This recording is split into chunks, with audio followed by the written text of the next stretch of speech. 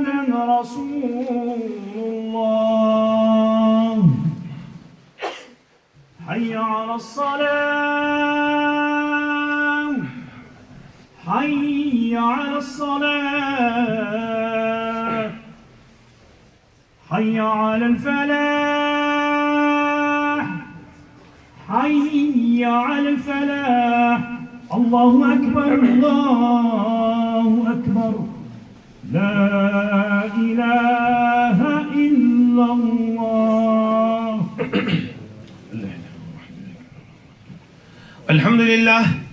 الحمد لله نحمده ونستعينه ونستهدي ونستغفره ونؤمن به ونتوكل عليه ونعوذ بالله من شرور أنفسنا ومن سيئات أعمالنا من يهده الله فلا مضل له ومن يضلله فلا هادي له ونشهد أن لا إله إلا الله وحده لا شريك له وأشهد أن محمدا عبده ورسوله صلى الله عليه وسلم. Mes frères et mes sœurs, la khutbah du Jumu'ah d'aujourd'hui, elle est capitale, vitale, primordiale. Quel est le thème? L'ignorance est le plus grand fléau de l'humanité entière. L'intolérance provient de l'ignorance. Souvent, quand les gens sont intolérants, ils n'acceptent pas, c'est parce qu'ils ne savent pas.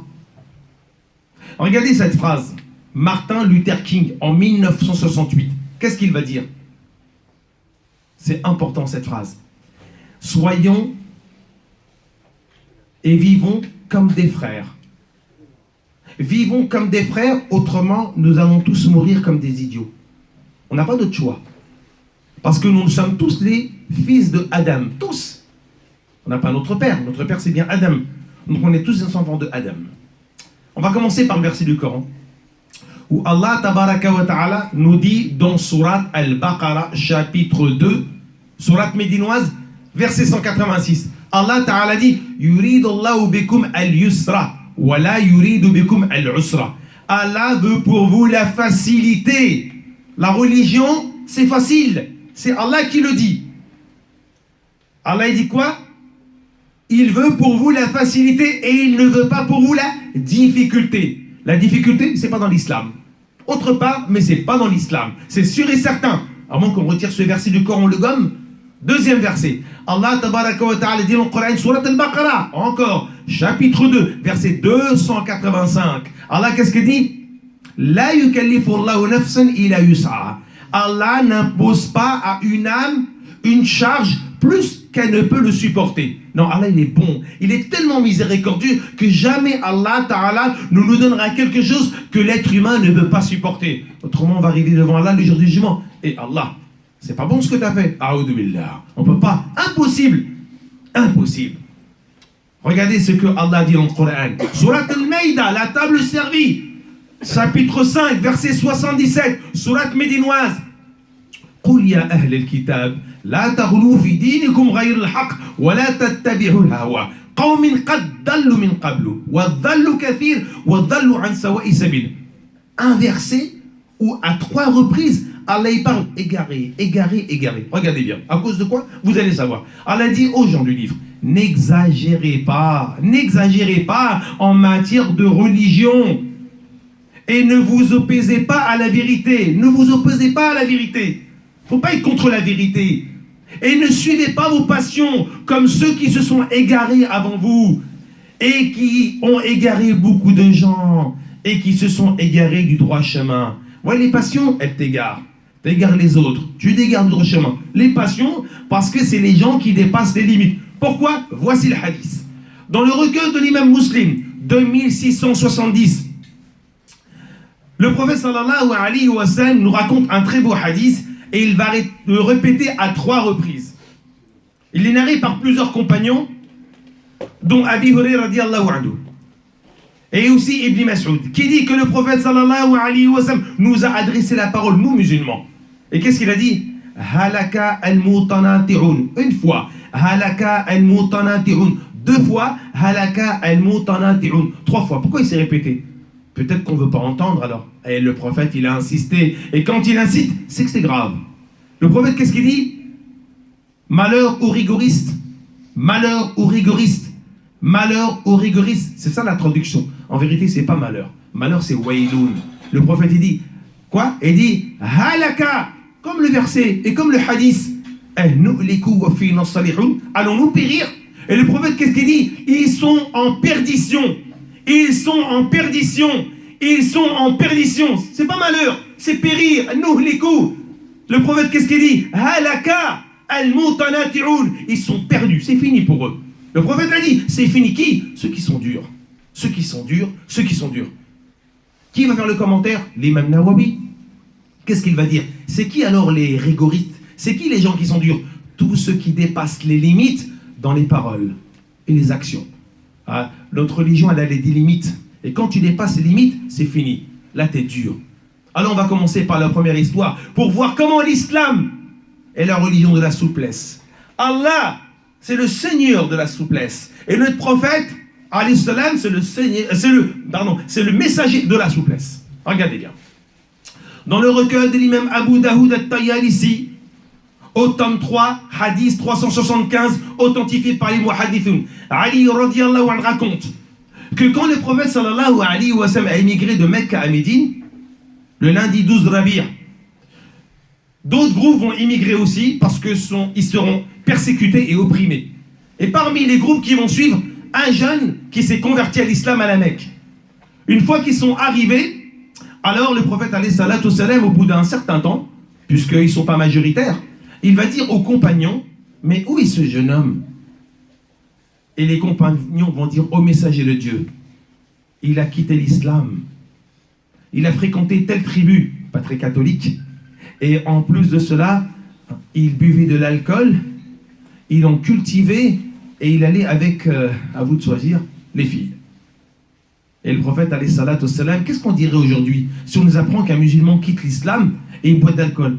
Première réaction, a'udhu billah, astaghfirullah, la hawla wa la quwwata. Ça, c'est le musulman, nouvelle génération. Mais regardez l'exemple et le modèle, c'est le messager de Dieu. Regardez bien. Le prophète, alayhi salatu wassalam, quand il va apprendre que ce jeune homme a quitté l'islam et qu'il boit de l'alcool et qu'il fait des péchés, il va rentrer dans la mosquée. Il va le prier. Et après, il va lever ses mains et écouter la dua. C'est cela qu'il faut qu'on fasse. Oh Allah, qu'est-ce qu'a fait ce jeune homme pour que tu l'abandonnes? On dirait pas ça aujourd'hui. Nous, on dirait, il mérite ce qu'il a. Qu'est-ce qu'il a fait pour que tu l'abandonnes? Il boit d'alcool. Il va avec les filles. Il a quitté l'islam. Nous, qu'est-ce qu'on dirait aujourd'hui? Tant pis pour lui, c'est méchant. Bien sûr, c'est méchant. Les musulmans sont toujours méchants. Mais le prophète, il n'est pas méchant. Il a dit, oh Allah, qu'est-ce qu'il a fait ce jeune homme pour que tu l'abandonnes? Et il implore. Regardez bien, il sort de la mosquée, Gabriel, il arrive. Il dit au messager de Dieu, Allah a entendu ton invocation. Va à tel village, se trouve le jeune homme. Le prophète, alayhi salatu wassalam, il arrive et il voit le jeune homme ivre mort. Ivre mort, il est sous. Le prophète, il s'approche de lui. Il lui met la main sur le visage. Et il fait une invocation. Oh Allah, libère-le. Et le jeune homme va se réveiller de son ivresse. Il va voir le messager de Dieu, il va le prendre dans les bras, il va dire pardon au messager de Dieu. Plus jamais je boirai une goutte d'alcool. Voilà le meilleur des hommes. Comment il se comporte? Nous aujourd'hui, tu vois un jeune, tu vois quelqu'un, tu vois une fille, tu vois une femme, elle te plaît pas, allez, c'est parti. Et tu l'allumes, tu le démolis, tu la démolis. Alors que le prophète, alayhi salam, un musulman qui a quitté l'islam, qui boit de l'alcool, qui fait des péchés, il fait dua, il pense du bien, il ne le critique pas. Il n'a pas sorti un verset. Quand le prophète, on lui a annoncé ça, est-ce qu'il a dit au compagnon, a'udhu billah, astaghfirullah? Ouais. Voilà comment le prophète. Deuxième histoire. Cette histoire, elle se trouve dans un livre. Et achetez-le, ce livre. Il s'appelle 15 al-Ummal fi Sunan al-Aqwal wal-Af'al de Aladdin Ali ibn Abdel Malik al-Muttaqi al-Hussein al-Hindi de 888. Et il existe en 18 volumes, 265 €. Vous l'achetez, si vous voulez, en 2 volumes, 3000 pages, 65 €. Mais c'est un recueil, écoutez bien, il y a 46 665 hadiths. Une encyclopédie. Au tome 2, écoutez bien, au tome 2, hadith 105. Page 105. Nous sommes à l'époque du calife Omar ibn Khattab radiyallahu anhu.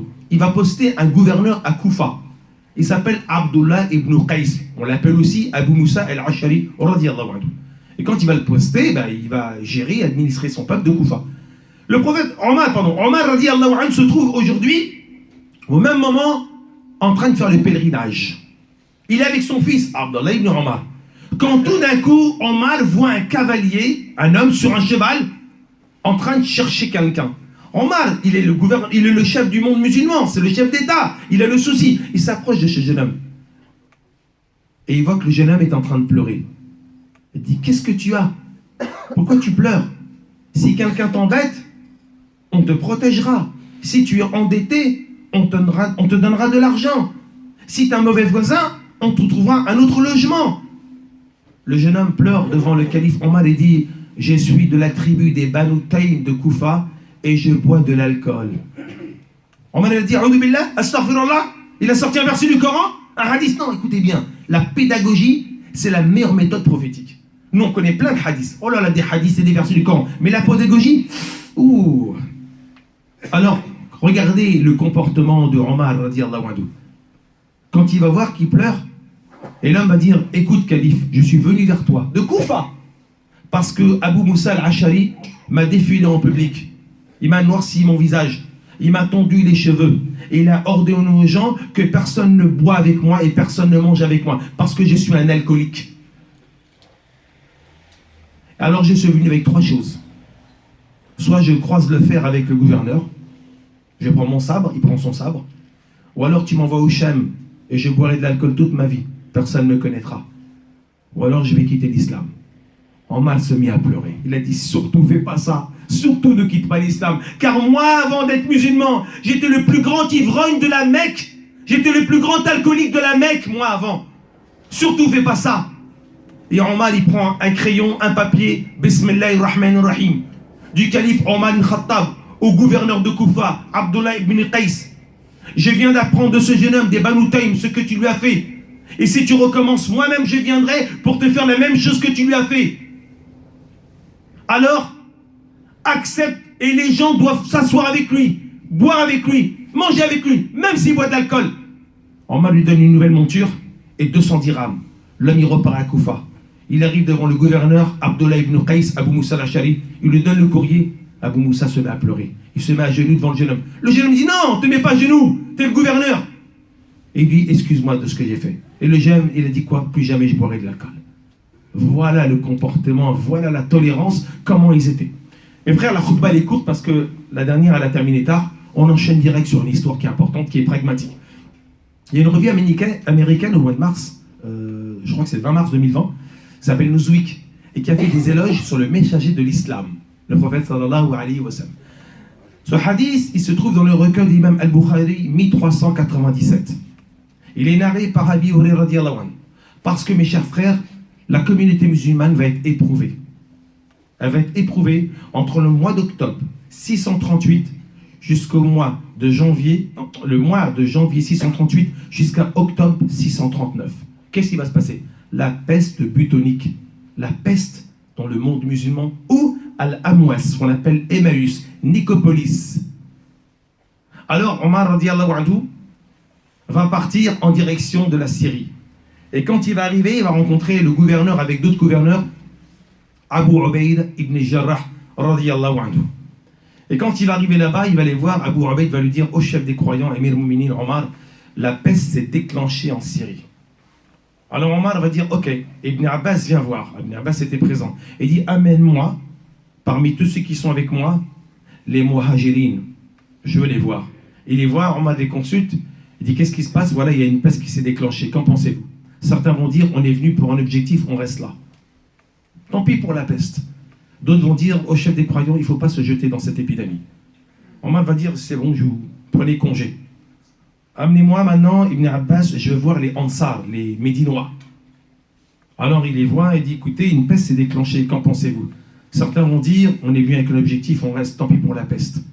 Les autres vont dire, au chef des croyants, tu sais qu'il y a les premiers qui ont embrassé l'islam, les premiers sahaba, on risque de les perdre, la première génération.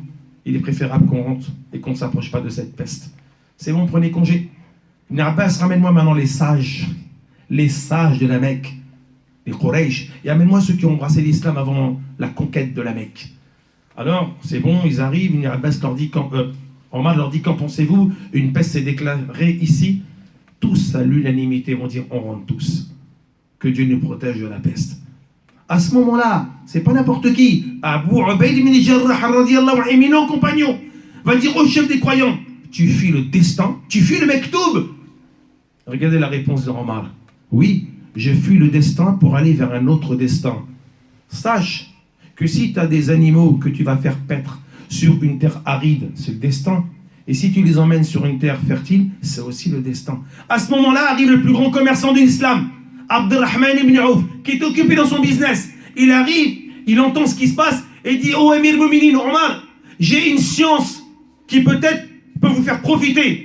Raconte ta science. J'ai entendu le prophète Mohammed sallallahu alayhi wa sallam qui a dit que si une peste se déclenche dans un endroit, n'y rentrez pas. Et que si une peste est dans votre pays, n'y sortez pas. Omar va dire, écoutez bien, demain matin, après la prière de Subh, je monterai sur ma monture et vous me suivez tous en rentre tous. Ils sont tous rentrés. Omar, il rentre à Médine après un long voyage et réunit les compagnons, il leur raconte l'histoire. Et qu'est-ce qu'il leur dit? Omar, il a dit, si je dors la nuit, mon peuple est perdu. Si je dors le jour, mon peuple est perdu. Voilà la responsabilité. C'est pour ça que vous trouvez dans 15 Ummal au tome 2, et c'est très important cette histoire, à la page 107, Malik radiyallahu anhu raconte que Ibn Abu Mulaika dit que Omar ibn Khattab était à Médine en train d'administrer son peuple, quand tout d'un coup, il voit une femme lépreuse qui est en train de tourner autour de la Kaaba.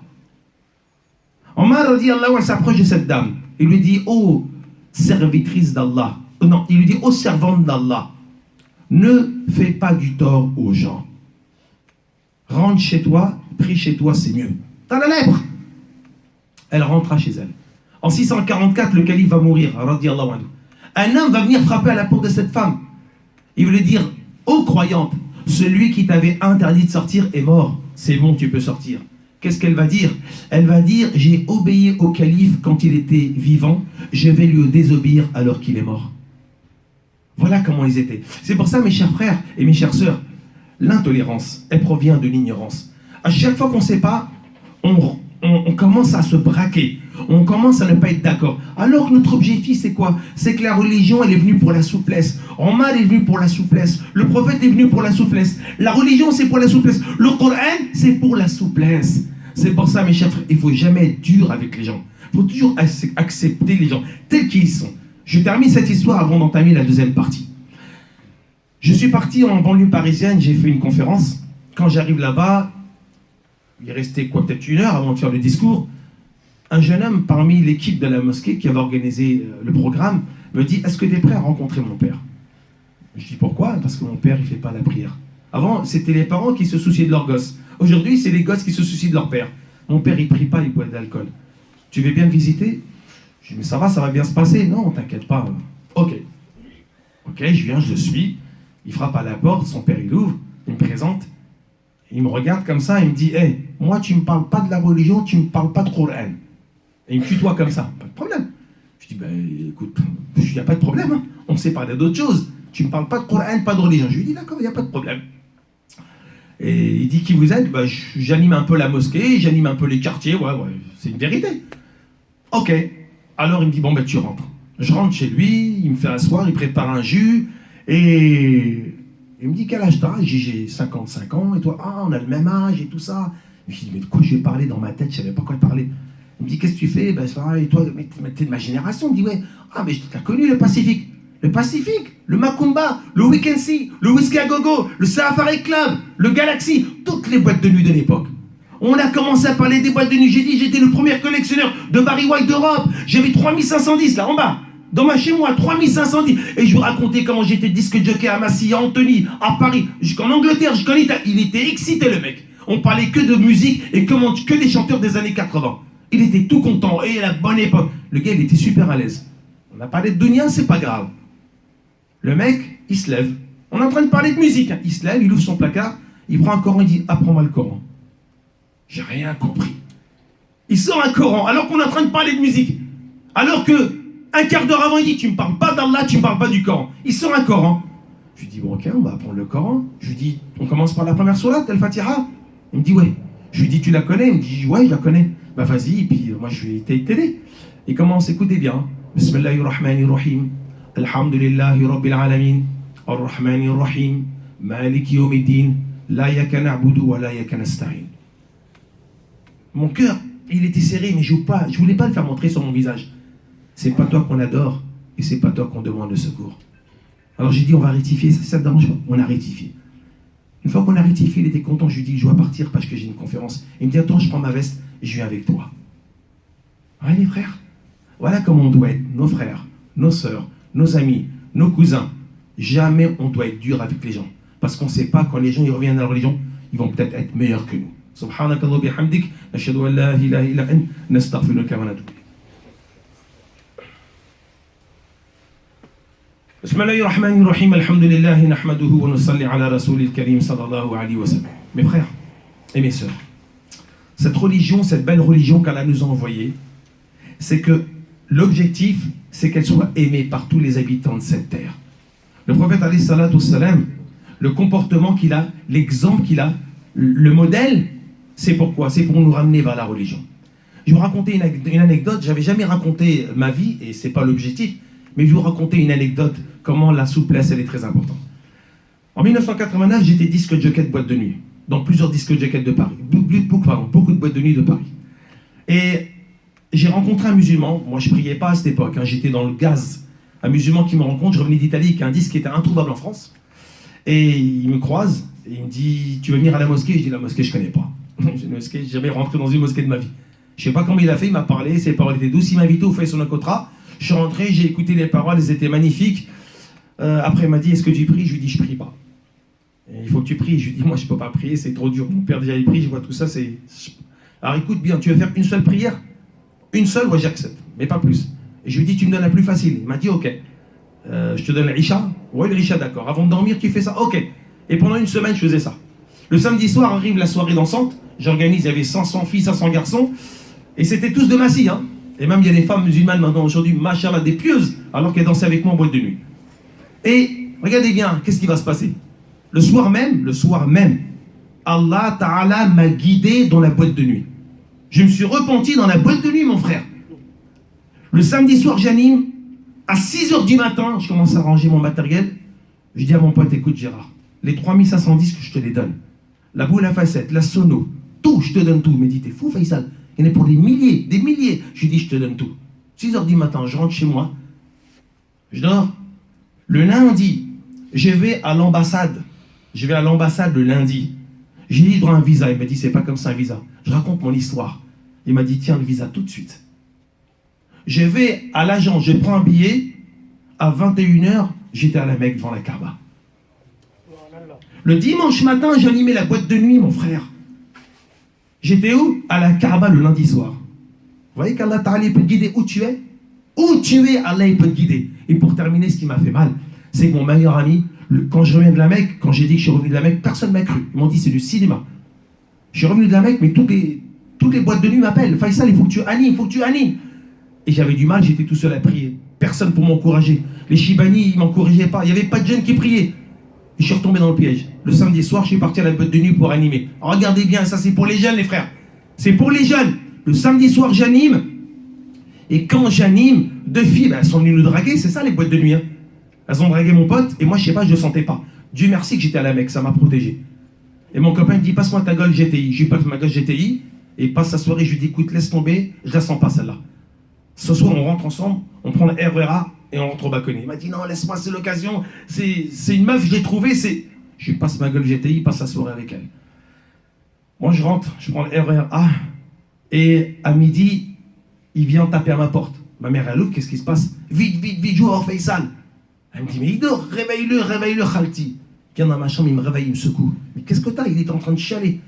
Pourquoi tu pleures? Il me dit, j'ai passé la nuit avec la meuf à l'hôtel. Et alors? Le matin, je me suis réveillé sur la table de nuit, il y a marqué bienvenue au club du sida. Ouais, mes frères, je l'ai vu devant moi maigrir. Je l'ai enterré, il est au cimetière de Massy aujourd'hui. Mon meilleur pote.